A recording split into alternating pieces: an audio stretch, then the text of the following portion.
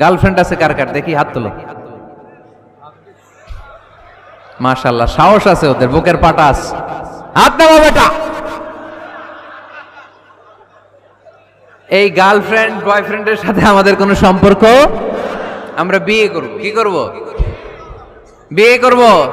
Chairman সাহেব বিয়ে করাই দিন এগুলোরে, আপনার দায়িত্বে দিয়ে গেলাম। এই গার্লফ্রেন্ড বয়ফ্রেন্ড এগুলো ইসলামের কালচার নয়। বিয়ের চেয়ে ভালো কাজ পৃথিবীতে হতে পারে। বিয়ে করতে গেলেই বাপে বলে আগে নিজের পায়ে দাঁড়া। তো এতদিন ও কার পায়ে দাঁড়াইছে? ছেলে মেয়েদেরকে সাহস দেন, ছেলেও পড়বে।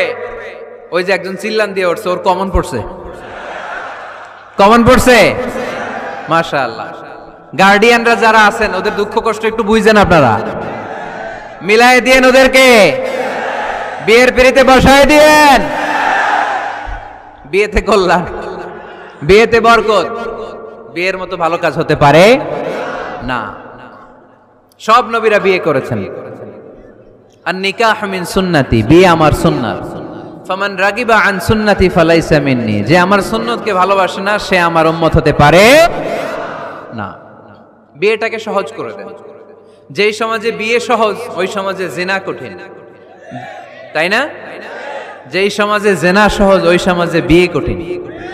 আমাদের সমাজে জিনা করা সহজ, বিয়ে করতে লাগে 10 লাখ, জিনা করতে লাগে 1000, ঠিক কি না?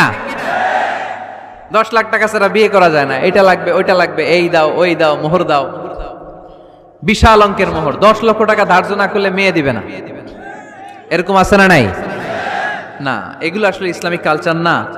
ছেলের বাবা মেয়ের বাবা উভয়কে আমি বলি বিয়েটা সহজ করে দেন, সহজ করে দেন।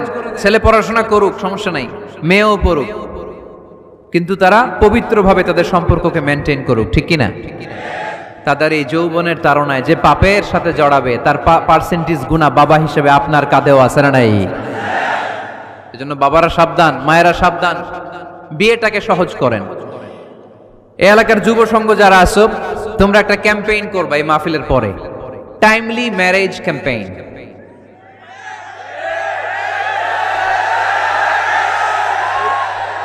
টাইমলি ম্যারেজ ক্যাম্পেইন, সময় মতো বিয়ে দিতে হবে, দেরি করা যাবে। বাপ মা বুঝে না, একজনকে হুজুর আব্বাই বুঝে না।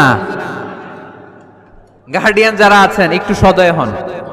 ওরা যে পাপের সাথে, পাপের রাস্তা যে ওরা চিনে যাচ্ছে, পাপের পথে যে জড়িয়ে যাচ্ছে, আল্লাহর সুপ্রিম কোর্টের কাঠগড়ায় আসামি করে আল্লাহ সেদিন আপনারে দাঁড় করাবে। আল্লাযীনা হুম লিফুরুজিহিম হাফিজুন, দে গার্ড देयर প্রাইভেটস। মুকদ্দামাতুল হারামে হারাম, এট এ গ্ল্যান্স। একটা নারীর দিকে চোখ পড়ে যাওয়া এটা হারাম না, কিন্তু এই চোখ পড়ার কারণে এটা জেনার দিকে নিয়ে যাবে, এজন্য এটাকেও হারাম করেছে কে? মুকদ্দামাতুল হারামে হারাম। এই নজরটা বড় খারাপ। আন-নাযার সাহামুন মাসমুমুন মিন সিহামি ইবলিস। এই নজর হচ্ছে শয়তানের বিষ মাখানো তীরের মধ্যে থেকে একটা ভয়ঙ্কর তীর। এই তীর দিয়ে শয়তান যুবক আর যুবতীদেরকে কাবু করে ফেলে। আমরা শয়তানের হাতে ধরা দিতে চাই না, আমরা বিয়ের মতো পবিত্র বন্ধনে আবদ্ধ হতে চাই, ঠিক কি না?